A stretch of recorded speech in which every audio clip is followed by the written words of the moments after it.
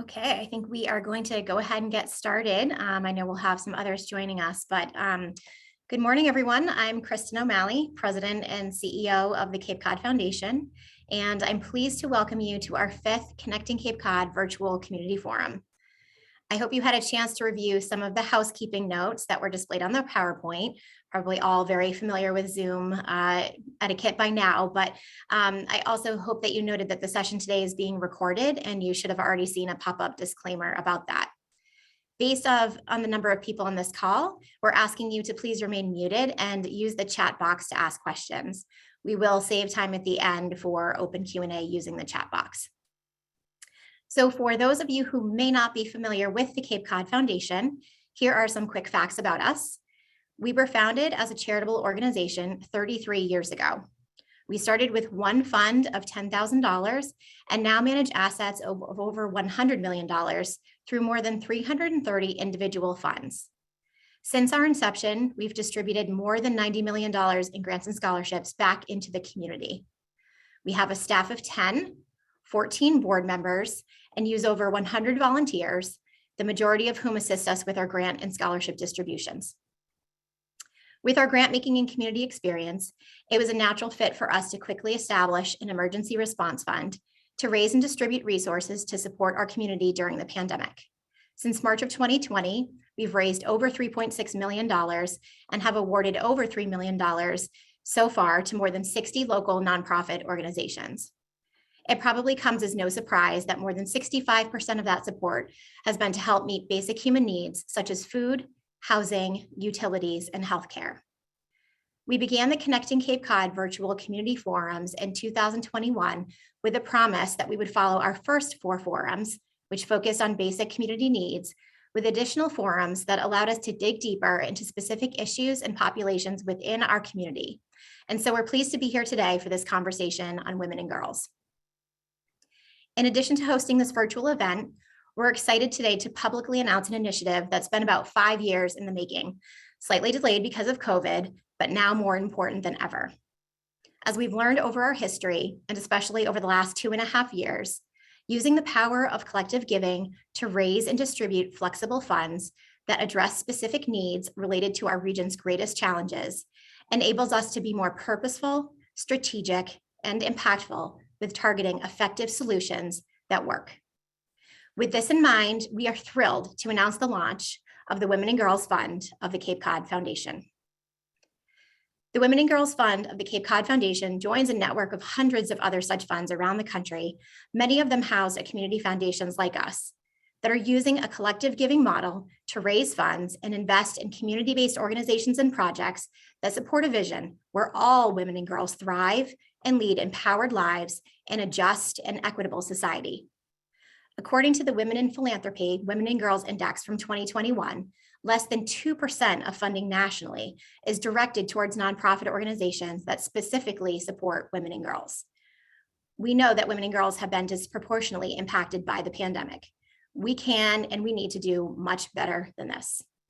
This fund will enable us to raise collective resources, unite and amplify our voices around effective and transformational community solutions, and expand our impact together. The idea of creating a women's fund as part of the Cape Cod Foundation has actually been on my mind since 2007, when I wrote my capstone for my MBA. I saw what other such funds around the country were doing and thought that this was a great opportunity for Cape Cod. As a woman who also happened to be born here and raised in this community, I've seen a lot. And so the mission is really personal, and it's become even more so as I raise my own tween-age daughter. And so we're proud and honored to steward this fund on behalf of the community. To get into some of the specifics of the fund, the specific mission is to strengthen the lives of all women and girls in our region through grant making and providing resources that redress the systemic inequities that oppress women and girls and limit their opportunities. We expect that the focus of the fund will evolve over time as the needs of the community change. But initially, the fund will collect, document, and disseminate information on the impacts of women and girls, some of which you'll hear about in a moment. It will create opportunities for community dialogue, such as we're doing here today. And it will provide financial resources to support existing and new approaches to strengthen services and highlight and promote leadership opportunities for women and girls. The fund will operate Cape-wide as a fund of the Cape Cod Foundation. We will use our 33 years of fund management and grant-making history to provide strategic, operational, financial, and grant-making guidance and support. The fund is not going to run programs or compete directly with the great work already happening here in this community. Like our other funds, the idea with this is to create a vehicle for collective giving around a common vision to help elevate the needs and magnify the impact of what we are able to do individually. While the Cape Cod Foundation is managing the day-to-day workings of the fund, we are also working in conjunction with an advisory committee and a grants committee. We expect the leadership of this group to be fluid and dynamic, but I'm pleased to introduce the current leadership and committee members to you.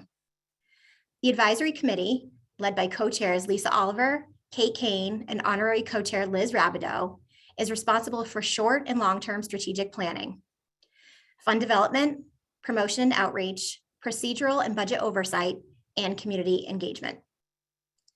The grants committee, led by Muska Yusuf and Eileen Miskell, is responsible for the grant process and review of applications and funding recommendations. You'll hear more about our inaugural grant process shortly, but I am very pleased to share that in our first year, we will be awarding $50,000 in grants. We want to express our sincere gratitude to the members of our committees for their dedication and commitment to the fund, especially in helping to get us to this point. I would also like to express appreciation to the early funders of this initiative who helped support research, data collection, and coordination to bring us to this launch. The Carson Family Foundation, the Lawrence Lynch Core Foundation for Charitable Giving Fund, the Clifford Fund, the Cooperative Bank of Cape Cod, and the Cape Cod Foundation, which has provided financial resources and significant staff time.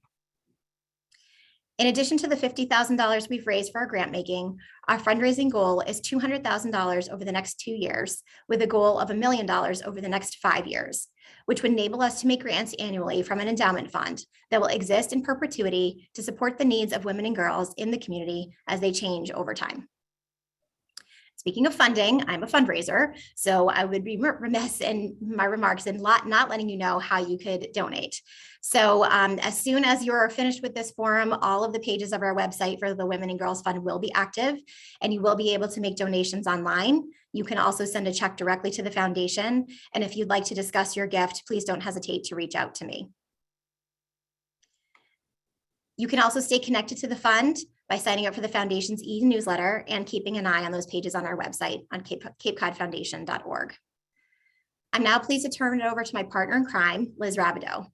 Liz and I had a few conversations 5 fateful years ago, and thanks to Liz's fortitude, decided to move the conversation to action. Liz has helped to spearhead this initiative since then and is now the honorary co-chair for the advisory committee. Liz?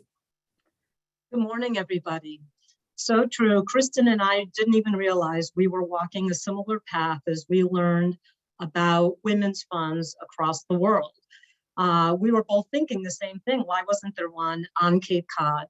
My work with the Cape Women's Coalition and the Massachusetts Commission for the Status of Women taught me a lot about the power of women working and supporting each other.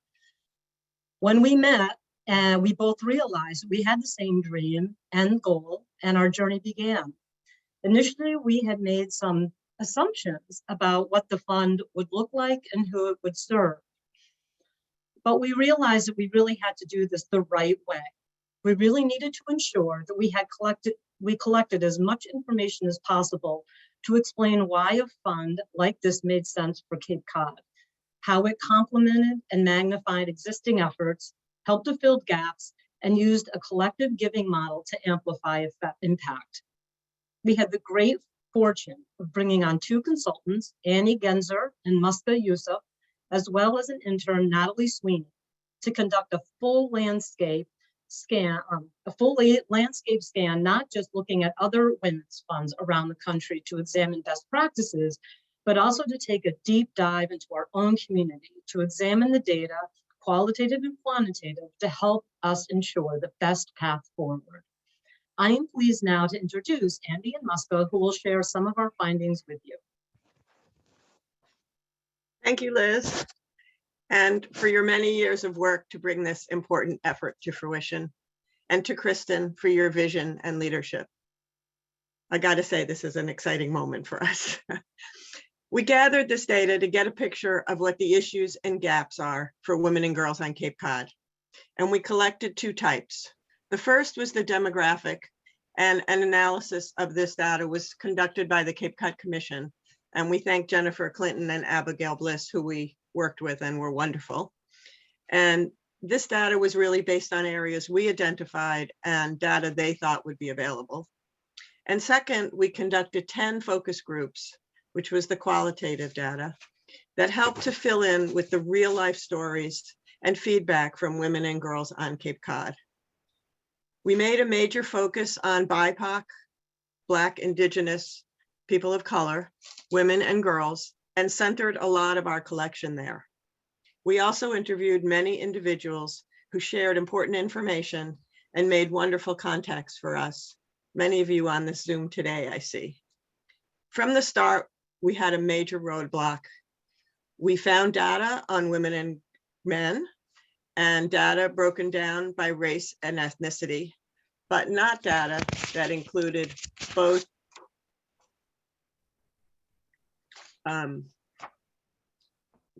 BIPOC women and BIPOC men. This presented a significant challenge and a gap in the data we were able to present. You'll hear more about that as we share the findings and in our recommendations.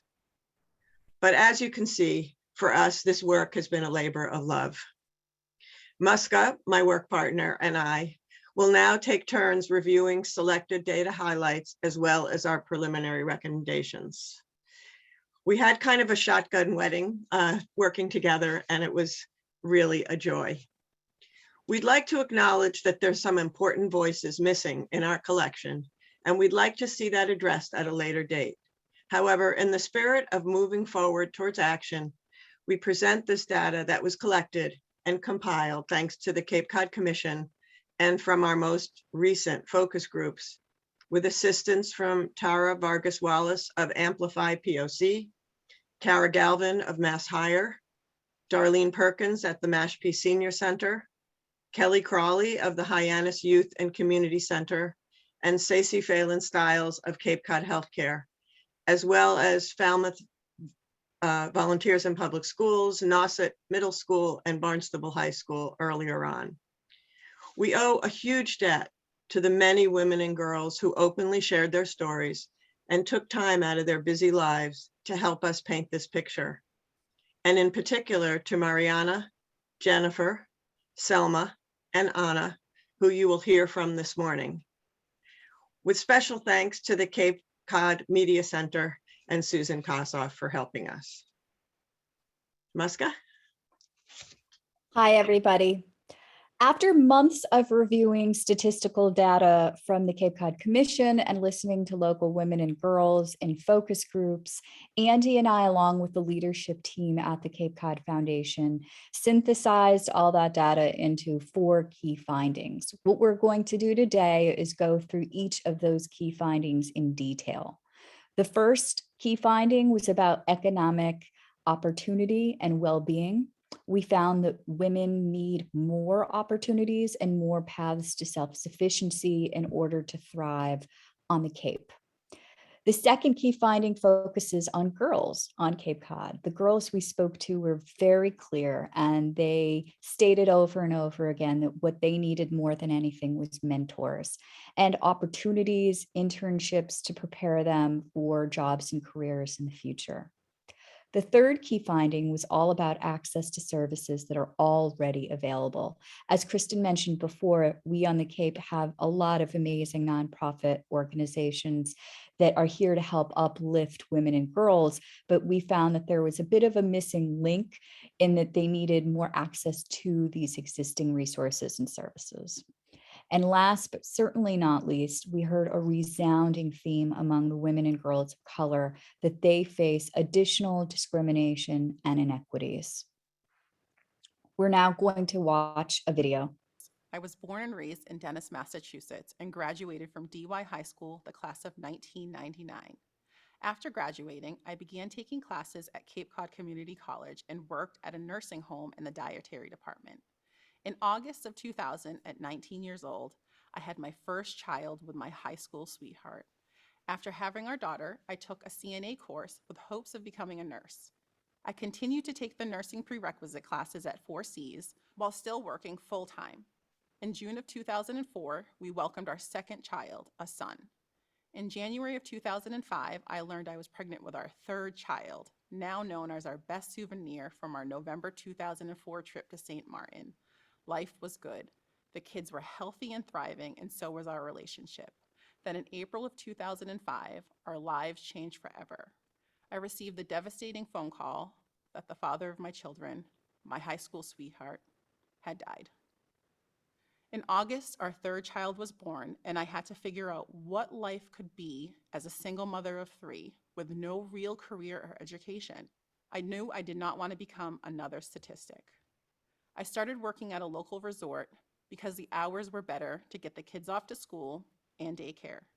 In the evenings, I continued to take night classes toward a liberal arts degree while I tried to figure out what to do with my life. In 2011, I was able to transfer 59 credits into a BA continuing education program at Curry College. In 2013, I graduated magna cum laude, Alexander Graham Bell Honor Society with a major in management, minor in communication, and a concentration in human resources. In 2015, I was given the opportunity to work in my first HR position at a local nonprofit organization. Currently, I am a business owner, a homeowner, and I sit on a few local boards, including a school committee. My children are now 22, 18, and 17 years old. One just finished her undergrad, while the other is just beginning college. My youngest is a senior in high school. Looking back at myself as a 24-year-old single mother of 3, I never in a million years would have thought I would be where I am right now. I was underestimated by guidance counselors, employers, and close acquaintances while I was pursuing my education. Do you really think you can handle a full-time schedule? Do you understand the workload? There was no encouragement or positive reinforcement. I understand that the guidance department and counselors had to be realistic, but if I had listened to any of them, I never would have pursued an education. I had to do what I knew was best for me and my family and what I was capable of. I refused to allow others to dictate how I lived my life and the future I wanted for my children. Although I was never able to find grants or scholarships to help offset the financial burden, I took full advantage of financial aid. Student loans are something that I have to continue to pay. I have always been a hard worker and a team player, and it's been recognized with awards, vacations, and ceremonies. However, when it came to pay, my salary never matched those of my white male counterparts. Males in roles that I supervised made more money than I did, and I had to teach my own boss how to do his job. I continuously had to fill in for him, and I was never fairly compensated. When I would ask for a pay review, there was never room in the budget. When I left, my replacement made 20% more than I did. I was lucky enough to have had daycare for my children and before and after school care. But without that, I would never have been able to make it on my own. I know there is a lack of current care available, and I feel for those parents that are impacted. After-school programs for children ages 13 to 17 on Cape Cod are so scarce. And those are the ages when children begin to test boundaries, and without the proper support or supervision, kids can take the wrong turn fast. I am confident in my ability to provide for my family, but this past year has been tough. My grocery bill has doubled, utilities are out of control, and gas prices are okay. I fear for the winter months. What resources will be available and at what cost? It's hard to cut electrical consumption. We aren't using 100-watt bulbs, and mostly everything is energy efficient. Right now, I am trying to figure out how to create a passive income. I am still a single income household, and I need to create a stream of income that does not trade time for money. I started a little side business in 2015, and I took it seriously in 2019 under the direction for E for All. In the fall of 2019, I provided my employer with a 6-month exit plan. Then the pandemic hit. My employer was gracious enough to allow me to stay on to complete projects, and I exited in September of 2020. I have been my own boss since then, and there's nothing like taking control over your well-being. And let's face it, as women, we know how to juggle work, personal, and family life. I love my current work situation, and I cannot wait to see what the future holds for my business and the clients that I serve. So Jennifer's words highlight many of the barriers that I'm about to talk about with finding one. The first finding that I mentioned earlier is that women lack economic opportunity and paths to self-sufficiency. For each of the findings, we're going to identify barriers that contribute to that finding. In this case, there are 4 barriers to women gaining economic opportunities and paths for self-sufficiency. The first barrier is that there was just a general lack of jobs on the Cape. And for those who did have jobs, there was an inability to advance in those jobs, whether through a promotion or raises. The second barrier is that there's a lack of support for women business owners and entrepreneurs. The third was a huge issue that we heard from many women, and that was the lack of accessible and affordable childcare. And the last was a lack of access to education.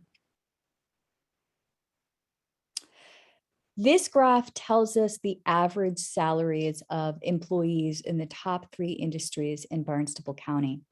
The turquoise bar shows the salary for women, and the dark blue shows the salary for men. The takeaway from this graph is that in each of these 3 industries on the Cape, men make more than women. In fact, in 2 of the top industries, men out-earn women even if more women are in the industry. If you look at the circle inside the bar graphs, that'll show you the number of women versus men in that industry. One thing this graph doesn't tell us is whether we're comparing men and women in identical positions. For example, in the middle graphs, in the educational industry, we don't know if this data is comparing a female teacher's salary with a male teacher's salary, or if we're comparing a female teacher's salary with a male principal's salary. And it's entirely possible that the differentials in salaries have to do with the position within the industry. But even if that's the case, it's important for us in the Women and Girls Fund to really understand why more men are taking on leadership positions, which women could be taking on as well. So that is one issue that we could do more research on. And we can think in the Women and Girls Fund, how can we support women to take on those leadership roles? This graph tells us the median earnings of men versus women in Barnstable County. On the left, you'll see that women earn just 92.9% of what men earn. On the right, you'll see an even starker picture. Here we compare the median earnings between single mothers versus single fathers on the Cape. Single mothers earn just 49.6% of what single fathers earn. And if you look at both graphs, you can see that for men, there wasn't a significant difference between their median earnings between the overall and the single fathers. They both make around 60K. But if you look at women, there's a significant difference between the median earnings for women and the median earnings for single mothers.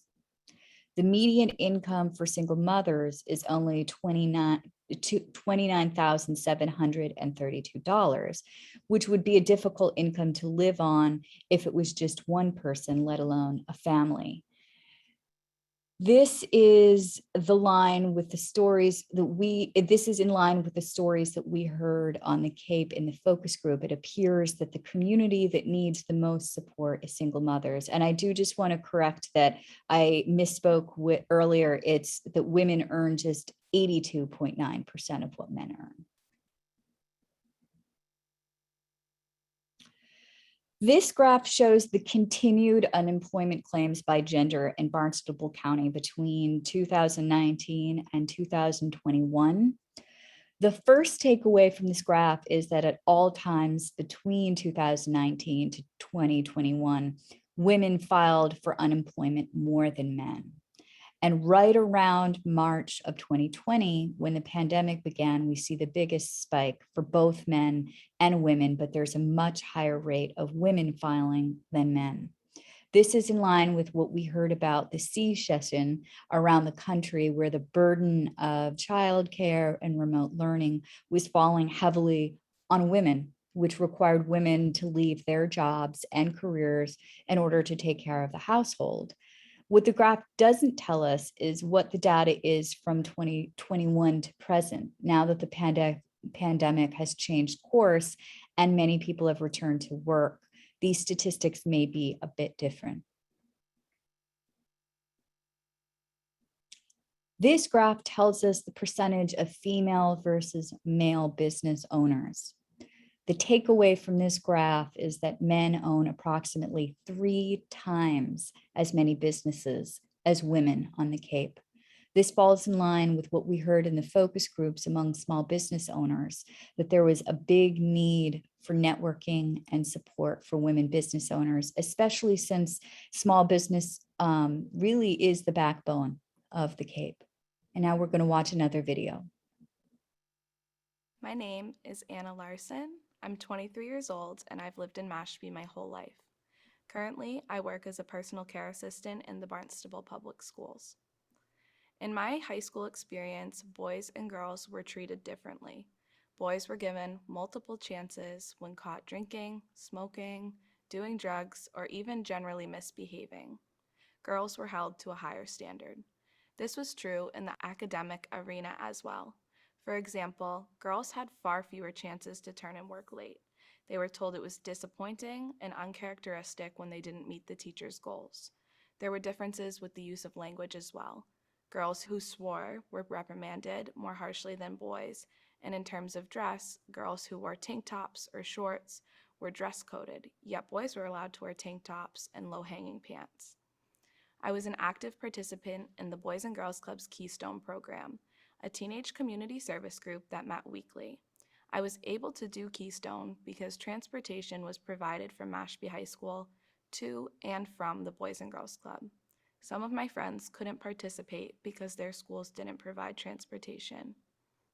I was also a cheerleader in high school, which I really enjoyed, but I had to leave the team my junior year because I needed to work after school. There were many times in high school where I was harassed by my male peers. I was a sensitive kid, which made me a really easy target. I was teased relentlessly about everything from the clothes I wore to my politics. I often left class in tears.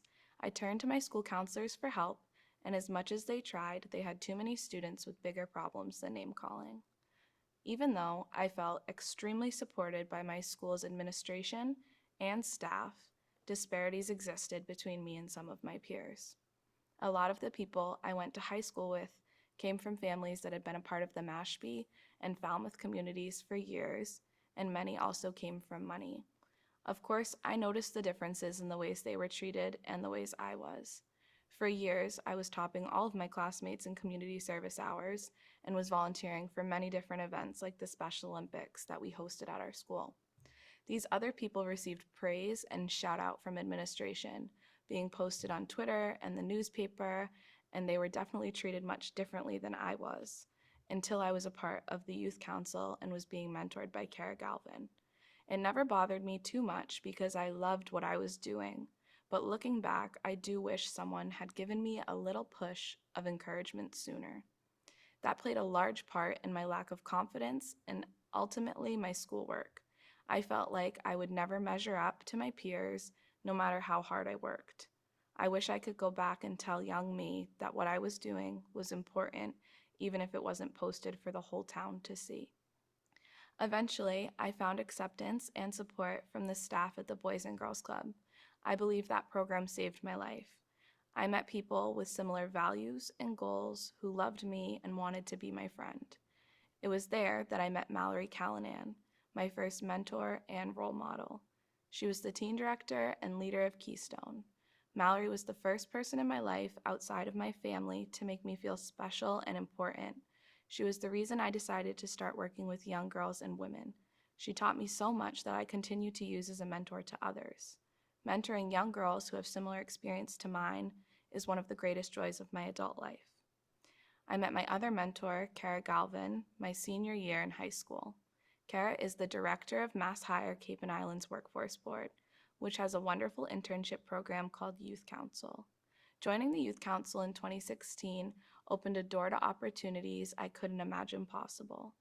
I met professionals in the community and became a voice for my peers to countless nonprofits, schools, and community programs about the challenges young people face growing up on Cape Cod. Kara believed in me so much that she hired me to help run the Connecting Activities program in 2019. Kara helped me find my voice as a young professional woman, and she remains an important person in my life. Anna's experience mimics what we heard from many of the young girls we heard from in our focus groups. Girls need mentorship and access to out-of-school opportunities and internships is her second finding. We don't have any statistical data for this, but we received so much feedback in our focus groups on this matter that we knew we had to identify this as one of the primary issues. Again, we identified some barriers. The first is that there was just a general lack of out-of-school opportunities and access to existing programs. Many girls told us that they knew about internships or extracurricular activities, but the big issue here was transportation. Several girls said that their parents worked multiple jobs or worked late shifts and couldn't drive them. And since we on the Cape don't have a comprehensive public transportation system, the girls were essentially locked out of these opportunities. The second barrier is a general lack of role models, and this was especially true for the girls of color. Many of them spoke to us about the lack of having teachers or faculty members who looked like them. And if there was a race-related issue at school, they didn't feel like there was anyone at school that they could go to or speak to about it. And they would usually go to their peers or social media to get some communication going about how to handle those issues. The third barrier was that girls felt undermined by faculty and staff at school. Again, this was mostly spoken of by the girls of color. Several of the girls said that they wanted to take AP classes or honors classes, but the teachers did not think that was a good fit for them. Other girls spoke about guidance counselors that actively diverted them away from applying to college or prestigious colleges. And they didn't feel as though they had anyone rooting for them and believing that they were capable of making a change in their lives. My name is Selma. I'm a Brazilian citizen by birth and an American citizen by choice. I moved to the state in April 2001, a year after I finished my degree in mechanical engineering. I chose to live on Cape Cod because my two older sisters had been living here for years. Having family here made my transition easier. My family guided me where to go and what to do to find what I needed in a new country, a new culture with a new language. A lot to learn. First step, find a job to pay the bills. Due to my lack of English, physical labor was my only option. I was able to get a housekeeper position. We had a team of 5 housekeepers, all girls from Brazil, each one of us with a college degree. A couple of months later, I added one more job as a dishwasher. The American dream does not come easy. I was able to enroll in night class to learn English. First, I took classes at Stop and Shop. Then I got a spot in an ESL class through Cape Cod Community College. I also had a number of English tutors, retired professionals who volunteered their time. In the beginning of 2002, I became a certified nursing assistant. My English skills were slowly improving. My new CNA job gave me better pay and better benefits, like health insurance, as well as vacation, sick day, and holiday pay. In November 2002, I gave birth to my only child. WIC, Baby Center, Cape Cod Child Development were big helps during my pregnancy and my child's first years. As my English skills improved, I became more independent. More opportunities came my way. I did not need to have someone with me every time I went to the doctor, had to solve a problem at the bank, or needed to talk to my daughter's teacher. I am very thankful to the medical interpreters and to all bilingual people who have helped me during my journey. I overcame one of the biggest barriers for immigrants, the language. Without English, we cannot advance in any area of our lives.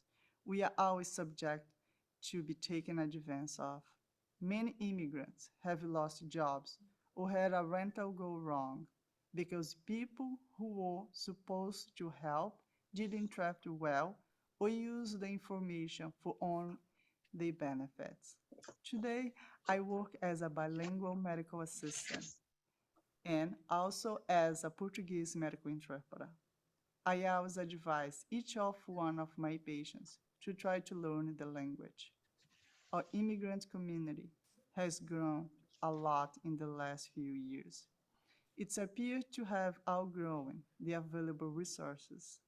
We need to have more English classes, childcare, health clinics, support programs such as Baby Center and WIC, affordable professional and technical classes. We need to expand our interpreter service. Health Ministry and Catholic Service are good resource for immigrants in our community. But since those projects are run on volunteers, they are not as open and available as needed. As immigrants, we are often marginalized, stereotyped, and discriminated against for the way we talk, look, and for trying to keep our culture alive.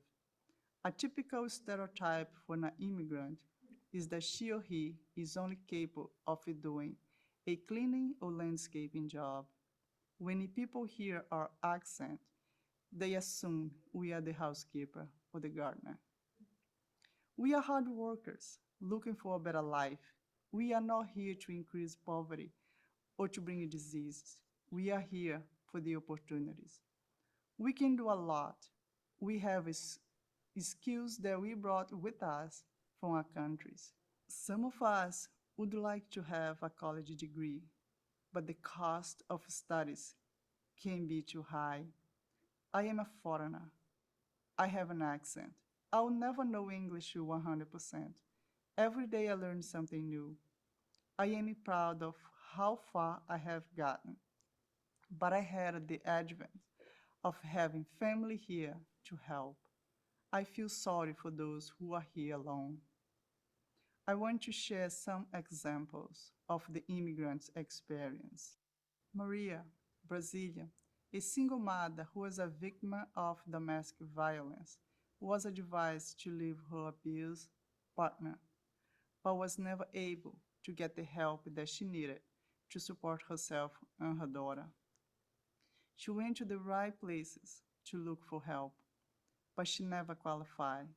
Marisa was working as a nursing assistant with an annual income of 36K for a family of two.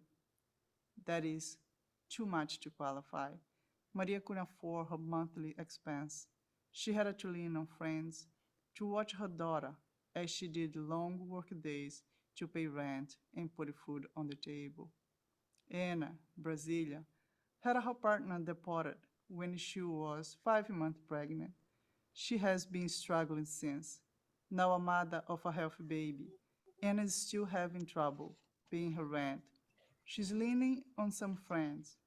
She has been able to get some food a week, baby clothes and diapers at a baby center. She is trying to get child care so she can go back to work. She has not been able to find any program to help with rent and no one has been able to direct her on this. Also, she did not know about food pantry. As the stories show, we need a strong point of accessible support so immigrants are not taken advantage or being abused. Thank you, Selma. Our third finding, which this story certainly highlights, is the importance of women and girls needing access to both the information and the resources and services. And we heard in our focus groups, women sharing both the challenges they faced, but also challenges, especially in our focus group with a group of medical interpreters, what they heard from the women they worked with, that the barriers were people's inability to afford basic needs. If you don't have a cell phone, there's a lot of things you can't do. That there's a huge lack of information as well as services in their native language. They may have heard about a service, but then there maybe not have somebody there to provide it.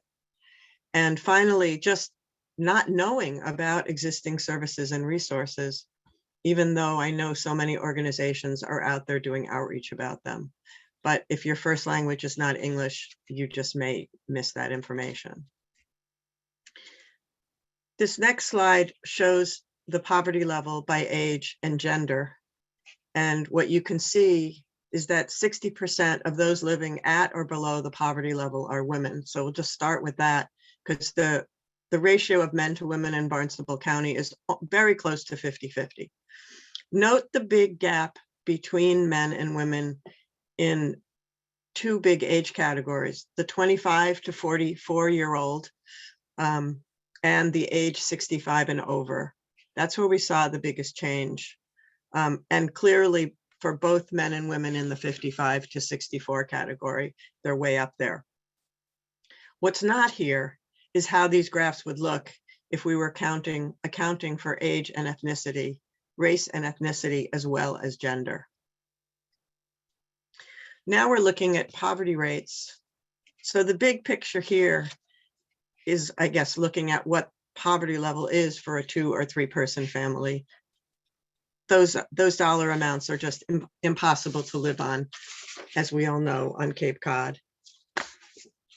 But again, almost a third of female-headed householders are below the poverty level. This is a major issue when we think about the large percentage of women who are barely surviving on Cape Cod, much less thriving.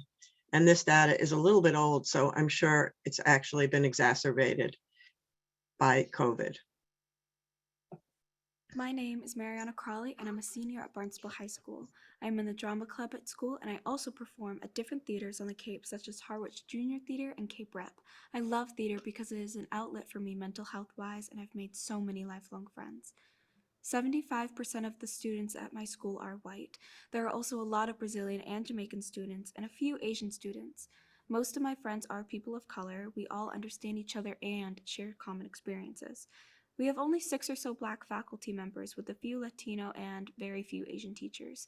The majority of Black students go to Mrs. Taylor to talk about their lives. We feel a sense of security with her because she knows what it is like to be Black in a predominantly white environment.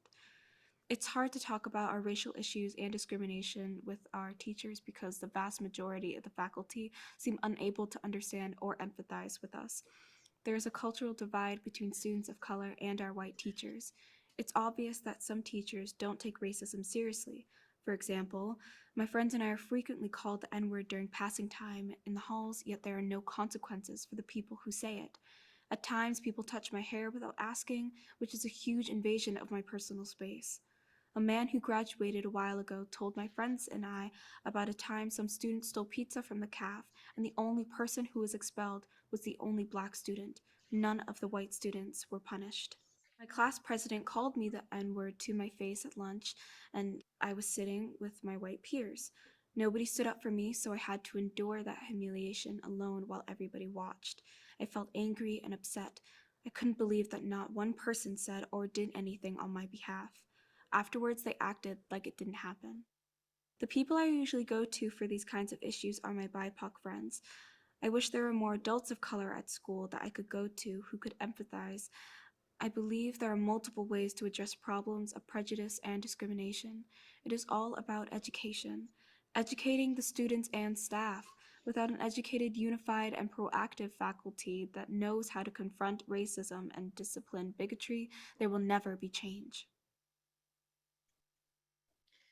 We met Mariana in one of our focus groups that Muska and I conducted, and found her words so powerful. We're glad to share them with you today.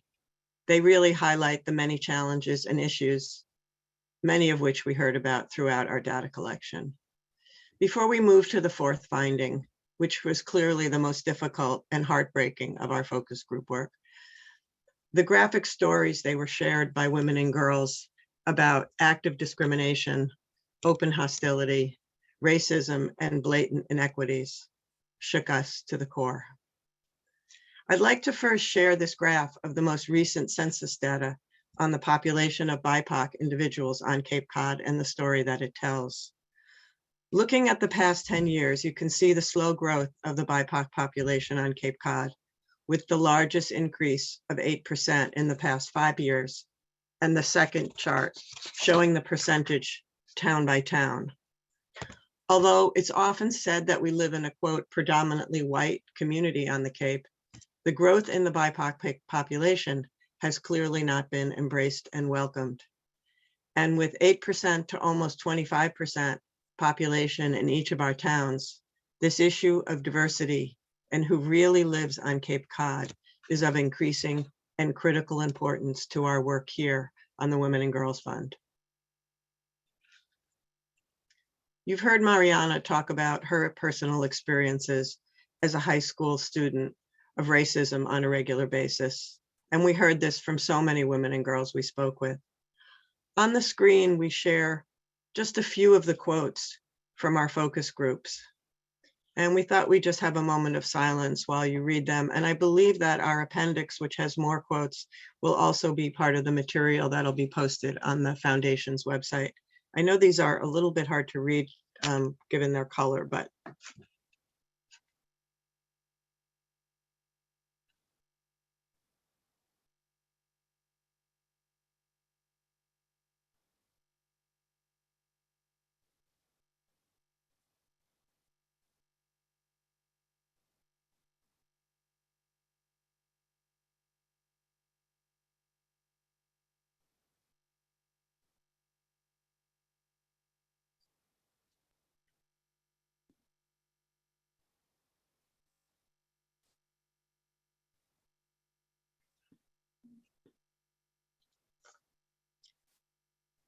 as a result of the information we've collected and analyzed, we put forth the following 7 preliminary recommendations to the Women and Girls Fund as a starting point for the work.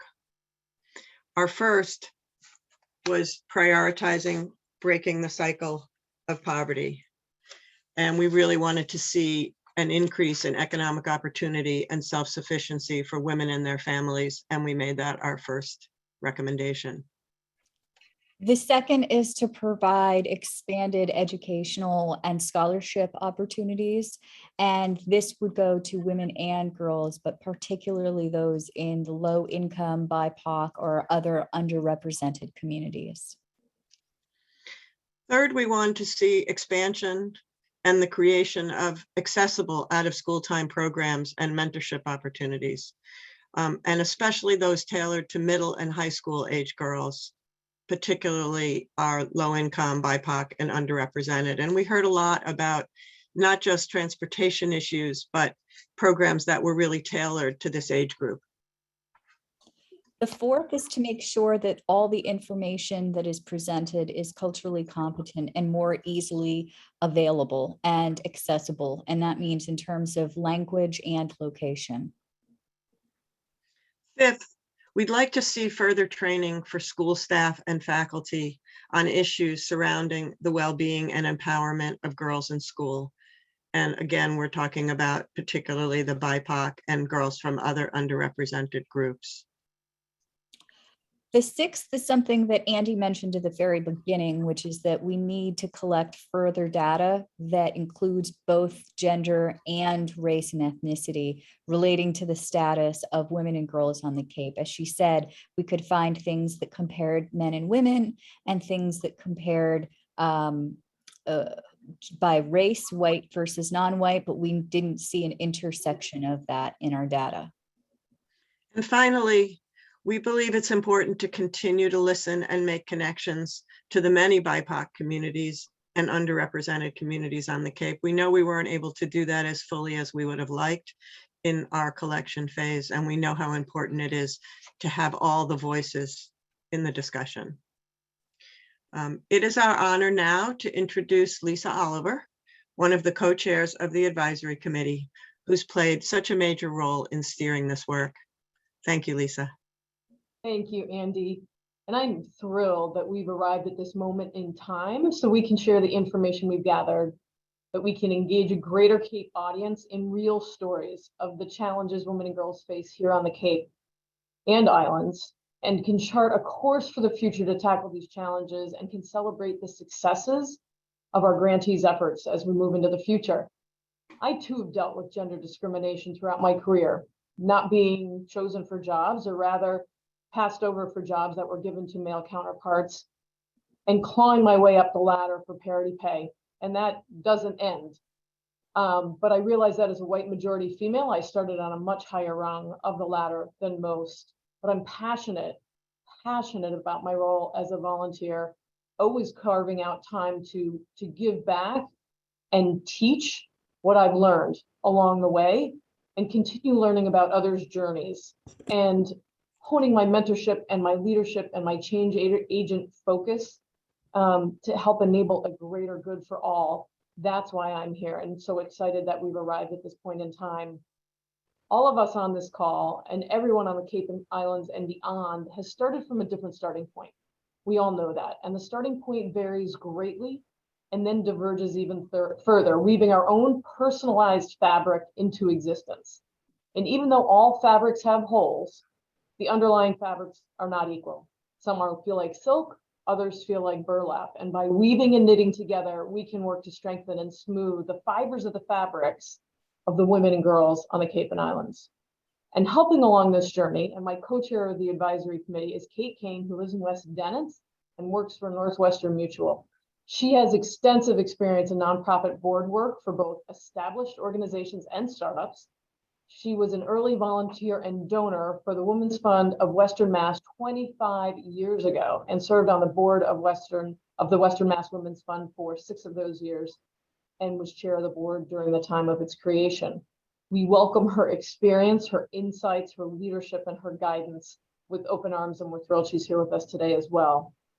So the data that Andy and Muska shared is really only a snapshot, as they've said, of what we need. There are some holes, and it still paints a very compelling picture of life on Cape Cod for women and girls, and it provides a great baseline and context for the Women and Girls Fund Advisory Committee as we began to chart our path forward these early years.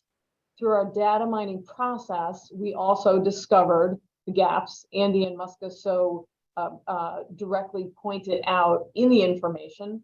And we hope we'll be able to fill some of those gaps, all of those gaps, as we move on and learn more, gather more data points from other organizations, and more real life stories of the challenges that women and girls face on the Cape. That will help assist in our progress, in informing our partner organizations, and most importantly, moving forward with our grants committee. As Liz noted early, it was important for us that the fund strategically allocate resources to lift up the work already being done in the community. And this is a very important point for us to get across, so that more women and girls have access and to help fill gaps in service and programs that exist, and that will strengthen the system of support that women and girls in our communities receive now. With that goal in mind, the advisory committee worked hard to develop a set of priorities, knowing that these may shift and change over time. And these priorities were shared with the Grants Committee, who adapted them into programmatic focus areas for our first year of grant making. So I'd like to turn it back over to Muska as co-chair of the Grants Committee to share a bit about the first year of grant making from the fund. Thank you, Lisa. Before I go into what we're doing in the Grants Committee, I just want to acknowledge the amazing work of my co-chair, Eileen Miskell, and our Cape Cod Foundation liaison, Helene Goudreau, and all the amazing members of the Grant Committee whom you saw listed previously. So after consulting with the advisory committee and analyzing their top priorities for year one, the grants committee came up with two main grant making priorities. The first is to prioritize the mission of breaking the cycle of poverty. We intend to do that with funding initiatives that seek to increase economic opportunity and paths to self-sufficiency through training and educational opportunities. The second priority is to fund initiatives that break down barriers for girls by providing new, expanded, or more accessible educational opportunities, out-of-school programs, and mentorship opportunities. We'll be prioritizing projects or initiatives that incorporate accessibility, cultural responsibility, and collaboration. These grants are intended to support women and girls in our community with a particular focus on work that supports low-income, BIPOC, and historically marginalized and underrepresented women and girls. The fund strongly encourages applications from organizations whose leadership and staff reflect these priority communities. We will be accepting many different types of proposals, from tried and true programs to brand new initiatives, as well as capacity building and operational support for organizations that are meeting the priorities I mentioned before. This may also include funding new or expanding collaborations between different groups. We anticipate that the grants will be 10,000 to 20,000, with 50,000 awarded in the first round of grant making. The application process will be very straightforward. We'll be accepting letters of inquiry from interested organizations starting in October and through November. Organizations will be invited to submit a full proposal, which may include a meeting component in December, and final applications will be due in January of 2023. All the specific details regarding the grant making process will be available on the Cape Cod Foundation's website following this forum. And additionally, the Cape Cod Foundation is going to host an information session for applicants on October 13th to share information about the grant process.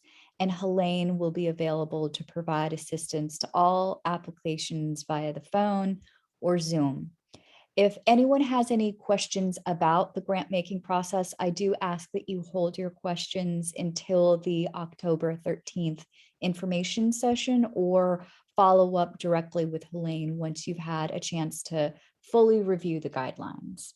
I just want to thank everybody, and especially those in the grants committee. We all look forward to hearing about the many ways that the community can come together to help support the women and girls of Cape Cod.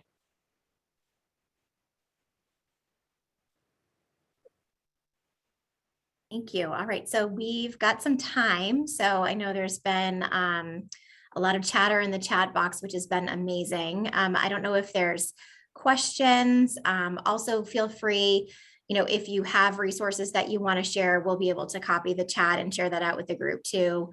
I know Rep Vieira posted an event that's happening in Provincetown tonight. The Commission on the Status of Women is having an open hearing. So that's another great opportunity to share some of the things you're hearing and seeing and feeling in the community. So I don't know if there's specific questions about the data or about the fund or how it's going to work. Sorry, just managing the chat here too. I know one of the questions that we often get managing funds like this is, how does the fund compare again to existing nonprofits? I know we talked a lot about how that work is designed to complement and to elevate, and to bring a unified voice as a community using this kind of collective giving and collective distribution model. We always tell people, if you have a favorite nonprofit organization, continue supporting that favorite nonprofit organization. This isn't designed to take away resources. It's designed to harness additional resources that we believe are in our community, that we can do a better job of bringing together to really focus on some of these key issues.